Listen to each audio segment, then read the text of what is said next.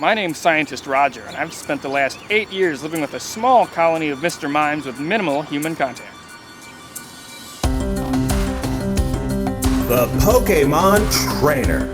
It's what we all want to be when we're young, but few of us grow up to actually do it.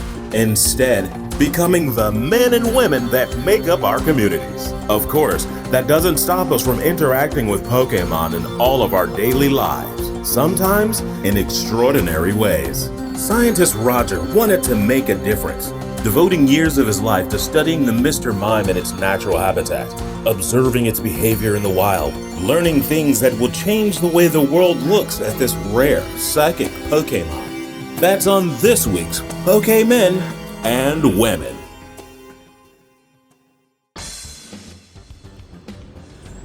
As a young boy, I decided to pursue a career in researching and studying some of the more misunderstood Pokemon, from the docile, gentle Nosepass to the fierce Delibird to the Phoebos, which I never encountered, not even once, so that was a failed study. And I guess my biggest claim to fame is when I studied the Beedrill population and the adverse sterilizing effects of their venom on the endocrine system. A Beedrill stung me in the groin once. Since I couldn't have kids like I had planned, I decided to instead change my life's plan to involve researching Mr. Mimes in a Mr. Mime monastery, one in the throes of Kanto. And I lived amongst them for 8 years. They were reluctant towards me at first. They will create invisible walls to keep perceived threats away. And I mean, they do it a lot. Masterful con. But eventually, I was welcomed into their home. I live here with these misters. Don't mind that, it's Mr. Mime. Mr. Mime. Maintain. They call this a Mr. Mime monastery, but make no mistake, these mimes follow no deity.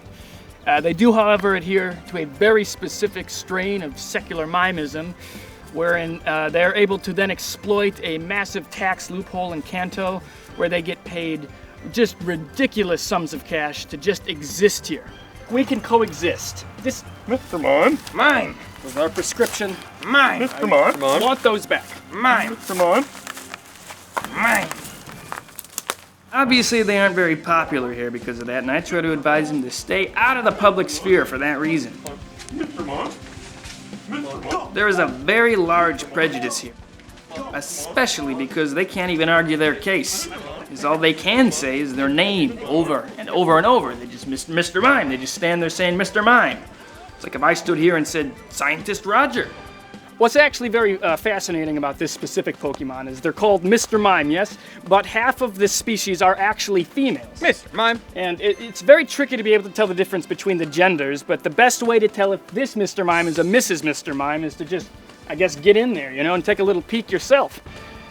So let's just... Mr. Mime. Mr. Mime. Mr. Mime. Another thing too, actually, if you touch their circle, all 5 fingers, you know, exchange some of that body warmth, they turn into putty in your hands. So, right, just settle down 1 sec.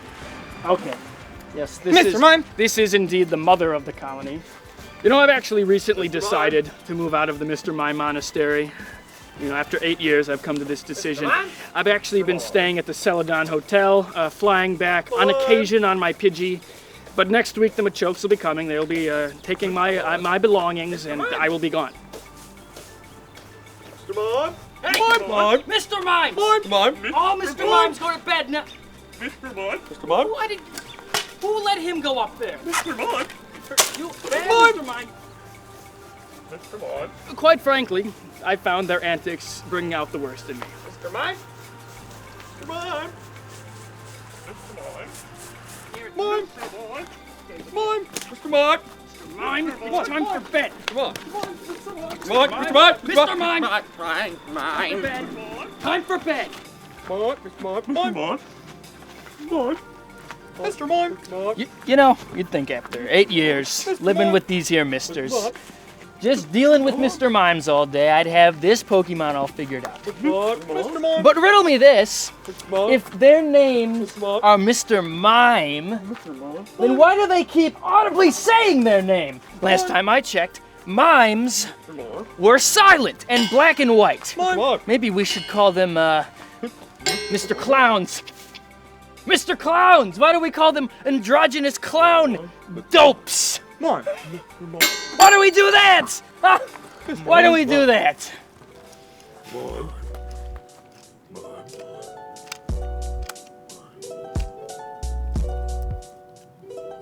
The greatest story ever told. Yo.